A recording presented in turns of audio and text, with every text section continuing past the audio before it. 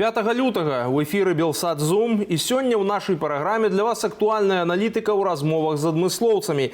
Мяне зваць Дмітр Міцкевіч. Добрага вечару і пачынаем. Навошта рэжым Лукашэнкі працягвае спробы знішчыць нацыянальную памяць беларусаў? Чаму правыя палітычныя партыі набіраюць папулярнасць на захадзе? Байцы ЗСУ на пратэзах скарылі найвышэйшы пункт Афрыкі – гару Кіліманджара. Суды Александра Лукашэнкі працягваюць уносіць у спіс так званых экстрэмісцкіх матэрыялаў гістарычныя выданні і медыйныя праекты. У апошніх пастановах пад забарону трапілі кнігі БНР-100 «Святкаванне 100гадовага юбілею ў Беларусі і ў замежжы» і НКВД забіваў у Курапатах, а таксама сацыяльныя сеткі праекту «Кабылякі, расстраляныя ў Воршы», прысвечанага ахвярам сталінскіх рэпрэсіяў. Фотоальбом, выдадзены Інбелкультам у 2019 годзе, паказвае, як беларусы па ўсім свеце адзначалі стагоддзе БНР, а кніга Марата Гаравога змяшчае 17 нарысаў пра рэпрэсіі ў Курапатах. Праект «Кабылякі, расстраляныя ў Воршы» трапіў у экстрэмісцкі спіс пасля таго, як даследнік Ігар Станкевіч у інтэрв'ю YouTube-каналу Орша.eu распавёў пра сваю працу над кнігаю пра рэпрэсіі на Аршаншчыне. Ён закрануў пытанні арыштаў, катаванняў і пакаранняў у 20 стагоддзі, а таксама правёў аналогіі з сучаснымі падзеямі ў Беларусі. А з намі на сувязі, уласна, Ігар Станкевіч, журналіст і даследчык сталінскіх рэпрэсій. Ігар, добрый вечар. Добрый вечер, Дмитр.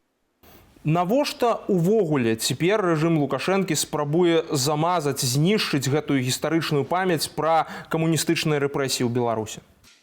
Ну, па-першае, размова ідзе не толькі пра кніжку Марата Гаравога, пра НКВД і Курапаты, але таксама пра альбом, які быў прысвечаны стагоддзю адзначэння утварэння БНР у Менску, які вось улады ў 18 годзе афіцыйна дазволілі. Мне падаецца, што трэба разглядаць наогул увесь кантэкст, у якім сёння знаходзіцца гістарычная навука, гістарычнае даследаванне і гістарычная памяць у Беларусі. І мы бачым, што улады робяць з гісторыі, з гістарычнай памяці інструмент, які яны выкарыстоўваюць супраць сваіх апанентаў. Яны крыміналізуюць гісторыю, яны кажуць, што гэтая гісторыя правільная, а гэта гісторыя неправільная. Калі вы будзеце намагацца даведацца штосьці пра неправільную гісторыю, пра тую гісторыю, якая плямай кладзецца на гісторыю Савецкага Саюза, ці можа нейкім чынам дазваляць людзям рабіць паралелі з сучасным рэжымам, то відавочна супраць гэтых людзей будуць уводзіцца крымінальная адказнасць. Таму тое, што улады зараз палічылі экстрэмісцкімі вось гэтыя два выданні, у гэтым нічога новага няма. Мы бачым гэтую палітыку, яна вельмі моцна ўзмацнілася пасля 20-го году, і гэта такое лагічны відавочны працяг гэтай палітыкі. А дарэчы, па-твойму, гэта менавіта палітыка, альбо гэта можа быць ініцыятыва нейкага асобна ўзятага чыноўніка, якому проста не было чаго рабіць. Маўляў, трэба паказаць нейкім чынам нейкую дзейнасць, імітацыя бурнай дзейнасці тая самая. Вось дай-ка я штосьці экстрэмісцкім прызнаю, нібыта я там даследаванне правёў, вось там папрацаваў, і вот такім чынам апраўдаць сваю чарговую бездзейнасць. Не, відавочна, што гэта цэнтралізаваная дзяржаўная палітыка, але ўжо тут проста на месцах чыноўнікі імкнуцца нейкім чынам спрычыніцца да таго, што вось да той палітыкі, якая спускаецца ім зверху. Таму тое, што, напрыклад, гэты завадскі суд Менску, калі не памыляюся, прызнаў гэтыя кніжкі, гэта проста працяг агульна дзяржаўнай палітыкі, антыгістарычнай палітыкі, якая зноў жа імкнецца паказваць, што ёсць правільная гісторыя, а ёсць неправільная. То бок я правильно разумею, што цяперашні рэжым Лукашэнкі проста атаясамляе сябе з камуністамі і адпаведна кажа, што вось гэта нашыя гістарычныя продкі, так бы мовіць, таму іх трэба абеліць усімі праўдамі і неправдамі, а ўсё, што па іншы бок, гэта ворагі, здраднікі, іх там трэба знішчыць і ўвогуле ніякім чынам пра іх не ўзгадваць. Па-першае, не проста атаясамляе з камуністамі, але і з усёй спадчыны Савецкага Саюзу. Потому что мы бачым, что адбываецца ў Расіі, і гэта вельмі моцна перакрыжоўваецца, перасякаецца з тым, што і адбываецца у Беларусі. Палітыка гістарычная ідзе рука аб руку з тым, што з той палітыкай, якую праводзіць Москва. Мы гэта бачылі яшчэ раней, да, ну вось я казаў, што пасля 2020 года гэта абвастрылася, але я б таксама адзначыў, што вось хаванне такіх непрыемных момантаў у гісторыі таго ж самага Савецкага Саюза пачыналіся яшчэ раней. Ну, напрыклад, мы дакладна ведаем, што у Беларусі амаль не праводзіліся даследаванні сталінскіх рэпрэсій. Больш таго, доступ да архіваў рэпрэсаваных у КДБ, ён амаль, быў невялічкі прамежак часу, калі даследчыкі мелі магчымасць трапляць у архівы КДБ. Потым, калі пачаў панаваць, кіраваць у краіне Лукашенко, гэтая магчымасць цалкам знікла. І вось, напрыклад, у 2020 годзе я судзіўся з нацыянальным архівам за тое, каб яны адчынілі базу неабгрунтавана рэпрэсаваных. У гэтай базе 180 000 імёнаў, больш такой базы ў Беларусі нідзе няма, гэта унікальны дакумент, які ствараўся з пачатку 90-х і меўся быць цалкам адчыненым для ўсіх. То бок я, як звычайны грамадзянін, мог проста туды звярнуцца і атрымаць звесткі на любога чалавека, які быў неабгрунтавана рэпрэсаваны і рэабілітаваны. Пасля 2020 году, пасля 18-го, дакладней, у 18-м годзе Нацыянальны архіў гэтую базу схаваў. Нібыта простое, што людзі атрымлівалі звесткі, каб атрымаць карту паляка, але насамрэч, калі глядзець шырэй, то гэта больш падобнае на палітыку схавання такіх вось чорных плямаў з гісторыі Беларусі, з гісторыі савецкай Беларусі і з гісторыі вось савецкай. Таксама мы бачым, што прапагандысты рэжыму ўжо доўгі час спрабуюць сказаць, што ў Курапатах і ў іншых месцах беларусаў забівалі не камуністы, не чырвоныя, но, маўляў, там немцы ці яшчэ хтосьці. Што гэта за такі наратыў і што з ім рабіць? Ну, окей, пачнем з таго, што ў 17-м годзе прадстаўнік КДБ, тагачасны намеснік старшыні КДБ Ігор Сергіенка афіцыйна заявіў, што у Беларусі 11 месцаў расстрэлаў. Насамрэч, ён назваў проста гарады, дзе адбываліся масавыя расстрэлы, і вакол кожнага з гэтых гарадоў па 2, па 3 месца. Але што можна сказаць тым, хто кажа, што такіх расстрэлаў у Курапатах не было? Добра, калі ў Курапатах не было, дзе былі гэтыя расстрэлы? Пакажыце мне афіцыйныя дакументы, дзе ўлада прызнае афіцыйна месца расстрэлаў. Такіх дакументаў на сённяшні дзень амаль няма. Ну, то бок, я ведаю некалькі месцаў, дзе ўлады спрычыніліся да ўсталявання памятных знакаў, але які статус гэтых месцаў? Окей, то бок, зноў жа, пакажыце, дзе расстрэльвалі гэтых людзей. На сённяшні дзень афіцыйна мы такіх дадзеных не маем. А навошта гэта распаўсюджваецца? Вось тое, што гэта не справа рук не камуністаў, а кагосьці іншага. Якія доказы спрабуюць прад'явіць тыя, хто гэтую брахню тыражуе? Ну, па-першае, дзеля чаго, да? Мы бачым, што і тая ж самая палітыка праводзіцца і ў Расіі, яны адмаўляюць у злачынствах камуністычнага рэжыму. Мы бачым, што Расія і таксама і беларускі рэжым не прызнаюць пакта Молотава-Ріббентропа, што гэта дзве краіны, Савецкі Саюз і Нямецчына, падпісалі гэтую дамову, і якая з'явілася па сутнасці першым крокам для развязання Другой сусветнай вайны. Таксама Расія не прызнае, пачынаецца рэвізія вось злачынстваў, забойства у Катынскім лесе польскіх афіцэраў, якія былі па сутнасці вязнямі, вайсковымі вязнямі, якіх нельга было расстрэльваць. Таксама мы бачым, што Расія не прызнае, напрыклад, Украіну як самастойную дзяржаву, да, і мы бачым, што гэта ж палітыка распаўсюджваецца і на Беларусь. Ну, гэта, калі вось пра гэта разважаць, то варта ўзгадаць, што 23 студзеня Еўрапарламент прыняў адмысловую рэзалюцыю па ситуации по агрессивной войне России против Украины, где аккурат про гэтые моменты и говорится, что выкарыстоўваецца гісторыя, гістарычная памяць як інструмент дзеля падбухторвання уласнага насельніцтва да вось гэтай агрэсіўнай вайны, каб падарванне дэмакратычных інстытутаў у Европе. Ну і мы бачым, што і ў Беларусі па сутнасці гэты ж працяг такой же палітыкі адбываецца на сённяшні дзень.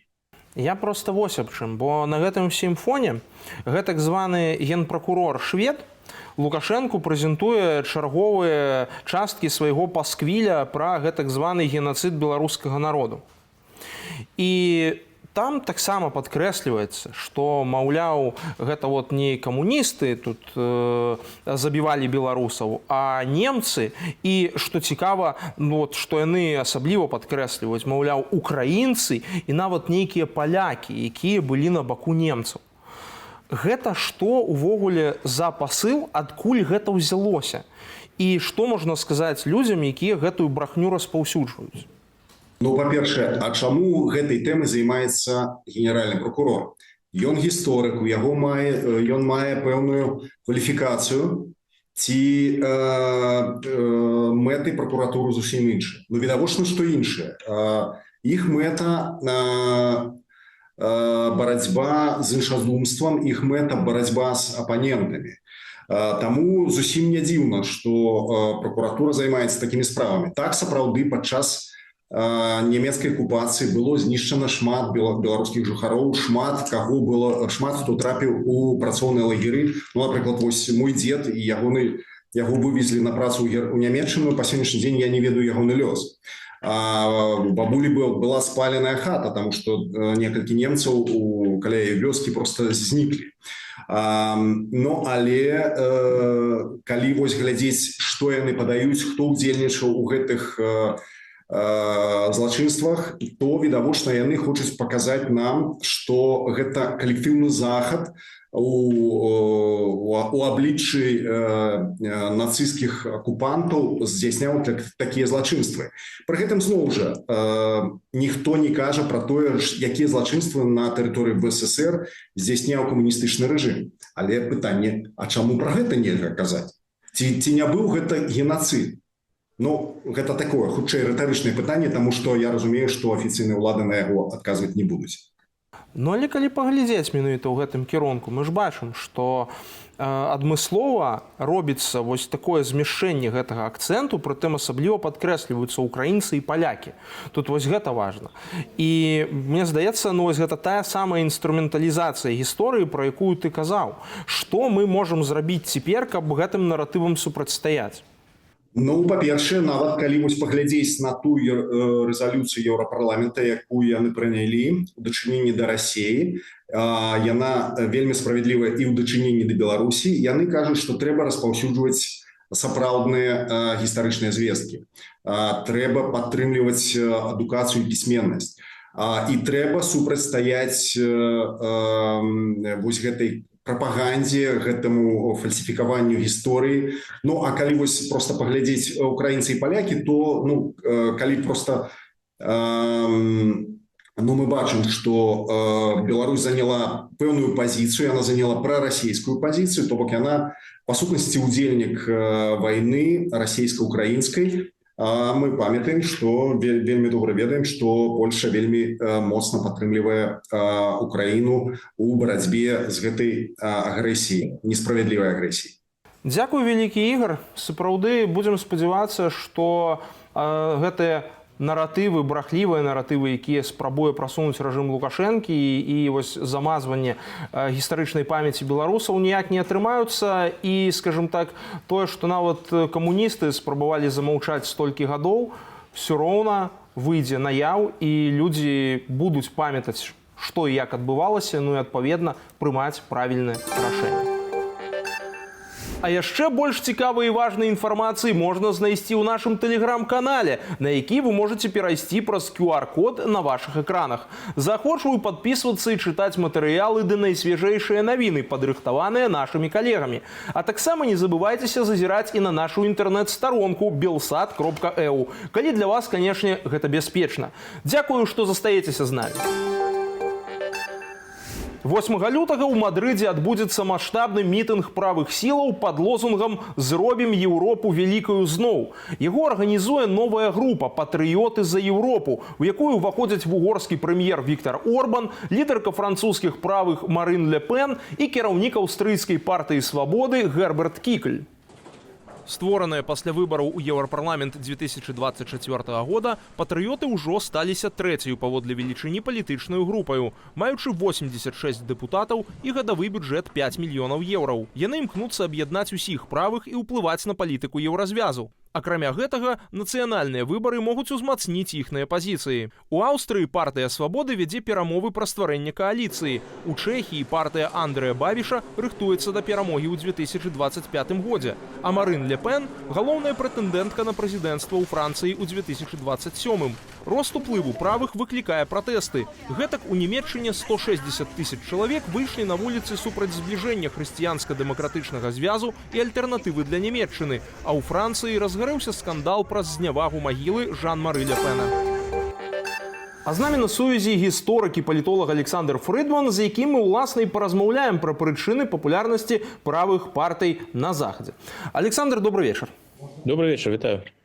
З чым вы звязваеце вось цяперашні такі ўсплёск папулярнасці правых, які мы назіраем в Европе? Ну, тут цэлы комплекс пытанняў. Тут, канешне, і эканамічныя праблемы, якія ёсць, скажем так, эканамічныя складанасці. Тут і вайна ва ўкраіне, яна таксама адыгрывае важную ролю, і пытанні бяспекі звязаныя з імі. Ну і, канешне, пытанні міграцыі, як мы бачым, асабліва на захадзе Еўропы пытанні міграцыі становяцца паступова галоўнымі пытаннямі, і праблемы, відавочныя праблемы з інтэграцыяй, яны таксама ўплываюць на тое, што правыя партыі атрымліваюць усё большую і большую папулярнасць. Ці вам не здаецца, што таксама гэтая папулярнасць звязаная з тым, што істэблішмент заходніх краінаў, шмат якіх, у пэўных момантах проста не спраўляецца з абавязкамі альбо часам адмаўляе рэчаіснасць. Таму што прыватнасці таксама ёсць у мяне знаёмыя ў той жа Францыі, напрыклад, ці в Германіі, якія рэальна заяўляюць аб тым, што яны не адчуваюць сябе ў бяспецы, напрыклад, у пэўных гарадах. То бок і відавочна, што сітуацыя ж ненармальная, то бок і складана нейкім чынам тут ім супярэчыць. Можа быць праблема таксама вось у гэтым, той адсутнасці рэакцыі ад эстэблішмента, якую мы назіраем. Ну, што тычыцца адчування бяспекі альбо небяспекі, тут трэба заўсёды падкрэсліць, што гэтыя адчуванні, яны вельмі суб'ектыўныя.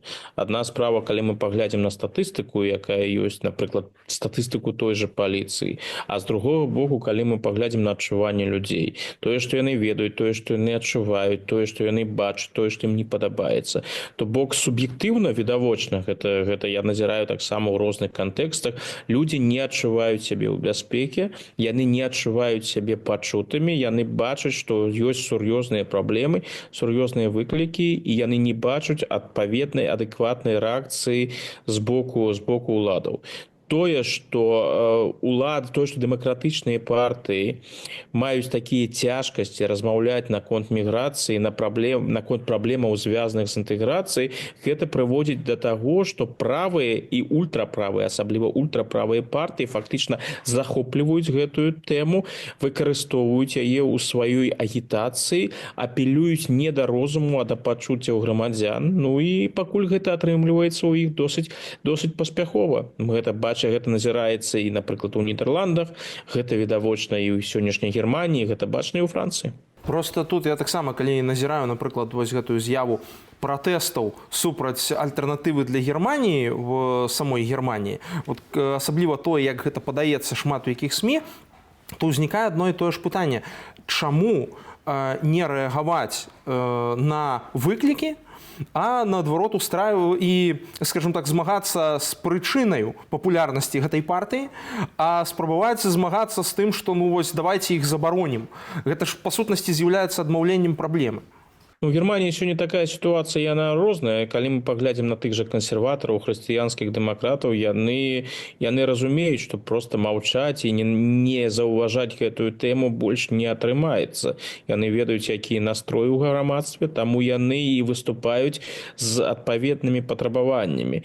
Но у нямецкім выпадку трэба, канешне, гістарычны чыннік улічваць. Усё ж таки альтэрнатыву для Германии цяжка назваць такой звычайнай правай альбо ультраправай партыі ў Европе. Калі такая партыя з'яўляецца ў нямецкім кантэксце, а сярод досыць папулярных і важных фігураў гэтай партыі ёсць людзі, якія да нямецкага мінулага, я маю на ўвазе нацысцкі перыяд, ставяцца, скажем так, досыць паблажліва, альбо не жадаюць просто займацца гэтай тэмай, альбо падкрэсліваюць, што гэта ўсё было ў далёкім мінулым і не мае ніякага значэння. А ёсць нават людзі, якія і занимаюцца тым, што рэлатывуюць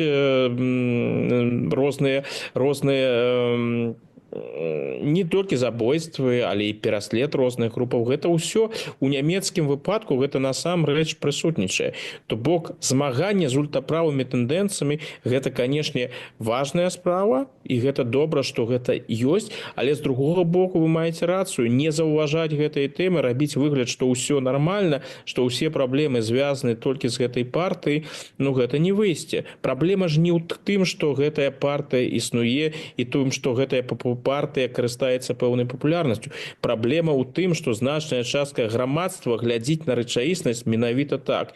І тое, што іншыя партыі дазволілі фактычна альтэрнатыве для Германії ўзяць гэтую тэму на сябе і выкарыстоўваць яе так актыўна. Просто калі мы таксама гаворым пра вось гэты ярлык нацыстаў, які там спрабуюць таксама павесіць, напрыклад, на альтэрнатыву для Германії, то тут узгадваецца той же самы прыклад, напрыклад, Злучаных Штатаў, калі кажуць аб тым, што зноў жа шмат разоў гэты ярлык нацыстаў выкарыстоўваўся там, дзе ён выкарыстоўвацца не мусіў. Ён выкарыстоўваўся, напрыклад, ультралевымі для таго, каб заклейміць сваіх там палітычных апанентаў. Часта в дыскусіях таксама ж такое ўсплывае. Калі ты з чымсьці не пагаджаешся, на цябе можна навесіць гэты ярлык. І складваецца ўражанне, што просто даіграліся да таго, што цяпер гэтая з'ява і гэты ярлык перастаў быць чымсьці табуяваным, паколькі яго просто заюзалі да такой ступені. Можа быць такі падыход? Гэта, канешне, прысутнічае, но гэта прысутнічае ў розных кантэкстах, гэта прысутнічае ў еўрапейскіх дыскусіях. А калі мы пабачым там, што робіць расійская прапаганда і расійскае кіраўніцтва, калі яны ўсіх, хто ім не падабаецца, у незалежнасці ад поглядаў, паходжання, чаго заўгодна, напрост называюць нацыстамі. Мы ж ведаем, што ў еўрапейскім, у заходнім кантэксце, у сусветным кантэксце нацызм лічыцца і слушна лічыцца найгоршай старонкай у гісторыі чалавецтва. Самыя жахлівыя забойствы, самыя жахлівыя злачынствы. Калі вось такія наратывы яны прысутнічаюць і нацызм адпаведна ацэньваецца, то гэта ж самае лёгкае, калі ў цябе няма ўжо іншых аргументаў супраць твайго апанента, альбо ты хочаш выкарыстаць той аргумент, які ты лічыш, што ён на 100% спрацуе, назаві свайго праціўніка нацыстам. З гэтага прынцыпова нічога не зменіцца. Я ізноў жа хочу падкрэсліць тое, што ультраправыя тэндэнцыі ў Еўропе толькі ўзмацняюцца, гэта, канешне, пагроза для еўрапейскай дэмакратыі. Усё так, але галоўны выклік, ён заключаецца не ў гэтых партыях, а ў тых грамадзянах, якія прытрымліваюцца менавіта такіх поглядаў. А іх становіцца ўсё ж больш і больш. І вось таксама пытанне, як не падыходзіць да гэтага пытання, што гэта грамадзяне вінаватыя, што яны прытрымліваюцца такіх поглядаў, а не тое, што ёсць праблемы, гледзячы на якія гэтыя грамадзяне такія погляды выбіраюць, і, верагодна, варта з гэтымі праблемамі змагацца. Наколькі в еўрапейскім палітычным эстэблішменце ўжо ёсць гэтае разуменне, і ён пачынае, так бы мовіць, пераймаць пэўную рыторыку, альбо займацца пэўнымі праблемамі дзеля таго, каб распаўсюджання, скажем так, і свайго пройгрыша не дапусціць, у рэшце рэшт. Антыдэмакратычныя погляды, яны ж, вядома, распаўсюджаны ва ўсіх дэмакратычных грамадствах. Тут нічога такога надзвычайнага няма. Але праблемы застаюцца, і праблемы трэба вырашаць.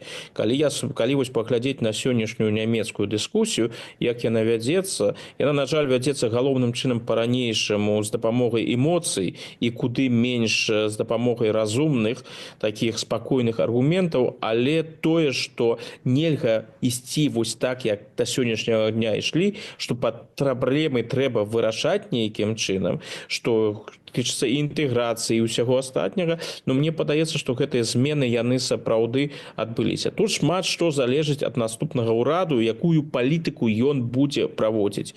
Ужо відавочна, што вось проста існаваць так, як існуюць сёння, гэта не атрымаецца. Гэта тупіковы шлях. А наколькі змены ў палітычным ландшафце Злучаных Штатаў паўплываюць на палітычную сітуацыю в Европе? Ці мы можам сказаць, што зараз Европа будзе ісці ў той жа самы правакансерватыўны бок? Гэта цалкам магчыма. Цалкам магчыма, бо мы ж ведаем, што Злучаныя Штаты з'яўляюцца менавіта той краінай, якая вельмі моцна ўплывае на міжнародныя палітычныя тэндэнцыі. Так ці інакш, Злучаныя Штаты, тое, што зараз адбываецца, тое, што робіць урад Трампа, гэта тэмы, якімі прыйдзецца займацца еўрапейцам, на якія прыйдзецца даваць адказ і таксама еўрапейцам. Я думаю, што паўплывае вельмі моцна. Нас чакаюць сур'ёзныя змены таксама і ў Еўропе. А тыя прарасійскія ўплывы, якія закідаюць шмат якім еўрапейскім правым партыям, наколькі сапраўды моцныя? Ці можам мы казаць, што гэта Расія там усім куклаводзіць і трымае ўсе гэтыя правыя палітычныя кірункі в Европе пад сваім калпаком? Я б сказаў так, Расія імкнецца іх выкарыстаць. Тое, што я б не пайшоў так далёка, каб сказаць, што Расія гэта ўсё стварыла, канешне, не.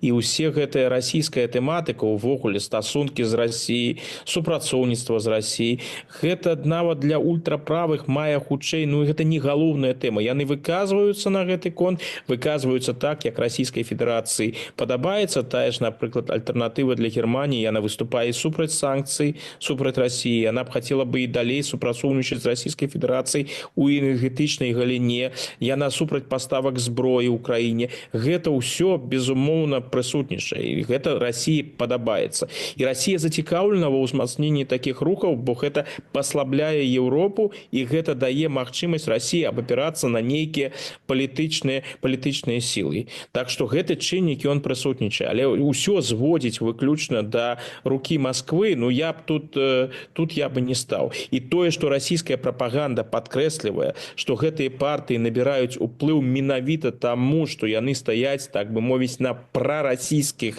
пазіцыях, гэта таксама яскравае перабольшванне. Ну і фінальнае, ці ёсць верагоднасць, што якраз гэтыя партыі хоць і дэкларуюць часам нейкую прыхільнасць да Расіі і часам былі заўважаны в нейкіх там сяброўскіх стасунках з той жа Едзінай Расіяй, у выніку не дамовяцца з ёю, паколькі, мы ж ведаем, гістарычна таксама вельмі часта ўзнікалі розныя супярэчнасці, і для гэтых партый, якія таксама трымаюць там незалежніцкі курс і гэтак далей, моцная залежнасць ад Расіі і нейкая такая яўная прывязанасць таксама не будзе вельмі з рукі.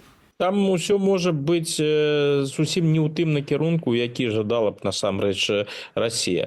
Тут можа быць нейкае сітуатыўнае супрацоўніцтва, але ізноў жа такога жадання поўнасцю развярнуцца ў напрамку Расіі і вельмі моцна супрацоўнічаць з Расіяй, мне падаецца, гэта значным перабольшваннем. Гэтыя партыі, яны ж прагматычныя. Калі яны пабачаць для сябе, калі яны прыйдуць да ўлады і пабачаць, што супрацоўніцтва з Расіяй можа быць ім карысным, можа ўмацаваць іх пазіцыі, так яны, магчыма, і будуць супрацоўнічаць з Расіяй. Калі ж яны пабачаць, што не, вось тут гэта не атрымаецца і гэта не спадабаецца Злучаным Штатам, а добрыя стасункі са Злучанымі Штатамі для нас куды больш важныя, чым з Расіяй, дык, магчыма, яны і адвярнуцца ад Расіі. Гэта тыя людзі, на якіх разлічваць досыць цяжка, бо нейкай такой сумеснай ідэалагічнай глебы, якая магла б функцыянаваць доўгатэрмінова, у іх з Расіі няма. Дзякуй вялікі, Александр. І сапраўды будзем спадзявацца, што стратэгічнае мысленне і здаровы глузд перамогуць не толькі в еўрапейскай палітыцы, але і па ўсім свеце. А зараз давайте паглядзім, што цікавага падрыхтавалі мае калегі з сацыяльных сетак Белсату. У вашай увазе праграма онлайн.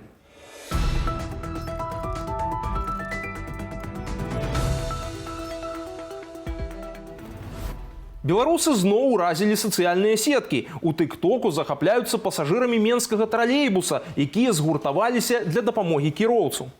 На відэа на адным з прыпынкаў грамадскага транспарту ў сталіцы ў тралейбуса нумар 15 зляцелі токапрыёмнікі ад правадоў. Кіроўца не мог самастойна даць рады, і яму на дапамогу прыйшлі пасажыры. Разам яны падлучылі вусы тралейбуса да правадоў і аднавілі рух транспарту. Падрабязней пра гэта на фейсбук-старонцы Белсату. Был ввести согласен общую валюту, но не перешел он на российские рубли. Гэтак Владимир Путин покрыўдзіўся на Александра Лукашенку. Чаму и при якіх абставінах? На гэтую тему поразважалі аўтары YouTube-каналу «Жесточайший мульт». Фрагмент вашей увазе. Он мне конский ценник выставлял. Он наш русский мир не поддержал. В наглую опять он нас надул. И цинично киданул. И солдатов мне своих не дал. Очень этим разочаровал. Он в состав России не вступил. Ты мне мало платил. Ці можна ўзлезці на высачэзную гару на пратэзах? Так, гэта даказалі байцы збройных сілаў Украіны. Страціўшы ногі, яны не страцілі духу. Як хлопцы скарылі найвышэйшую гару Афрыкі Кіліманджара, расказалі нашыя калегі з аддзелу СММ у белсатаўскім тэлеграм-канале.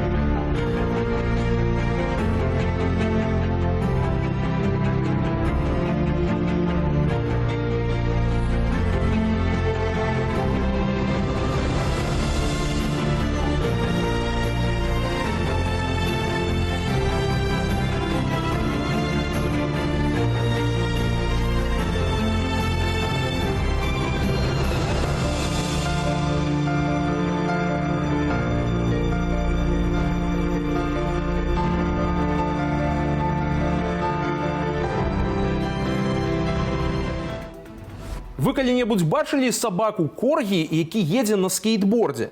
Калі яшчэ не, вашай увазе фрагмент відэа з YouTube-каналу Белсат Лайф.